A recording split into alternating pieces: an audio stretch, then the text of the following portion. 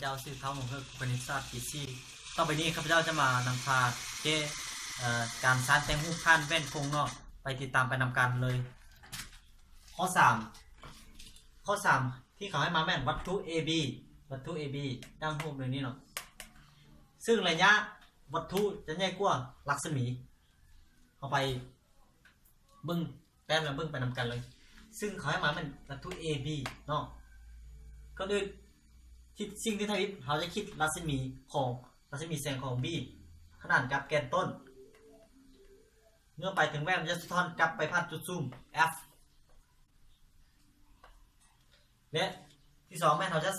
ใส่รัศมีของเม็ดของ A ขนาดกับแกนต้นไปให้แว่นจะสะท้อนไปผ่านจุด F คือกันนั้นกรณีที่2เขาจะใส่รัศมีของ B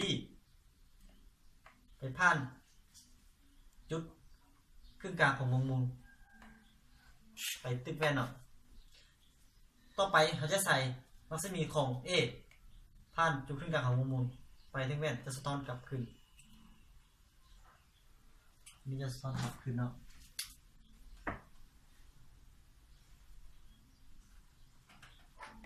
หลังจากนั้นเขาเห็นว่าทาง2เส้นตัดกันอยู่เม็ดนี่แล้วก็เม็ดนี่ซึ่งเม็ดนี้มันเม็ด A เม็ดนี้มันเม็ด B A ขีด B ขีดซึ่งเขาจะได้รูปของมันเป็นรูปจริงเนาะ A ขีด B ขีดไปเบิ้งแว่นกงสิ่งที่เว้ามานั่นแม่นแว่นกงรุดไปเบิ้งแว่นกงสวดเลยแว่นกงสว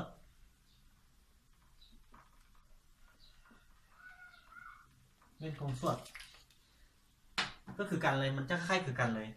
ซึ่งแว่นกงสวดนะให้วัตถุ AB มา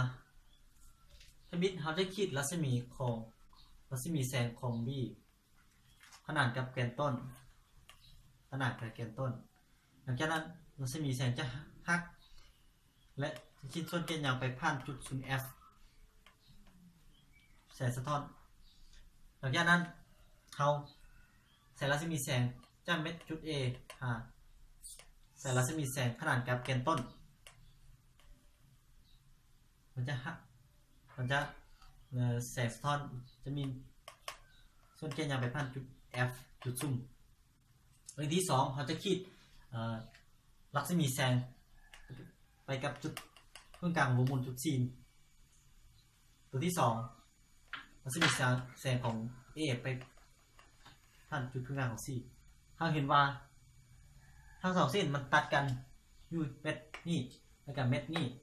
ซึ่งเม็ดนี้มันเป็น A และเม็ดนี้มันเป็น B เขาจะได้รูปแม่นรูปรวมเท่านั้นไม่เป็นรูปจริงเนาะซึ่งเขาจะได้รูป A ขีด B ขีดสรุปว่าตัวนี้อยู่ในแว่นกงลุกจะมีรูปจริงแต่อยู่ในแว่นกงสวดจะมีรูปลวงสำหรับข้อ3และหมดเพียงเท่านี้ขอขอบใจหลายๆ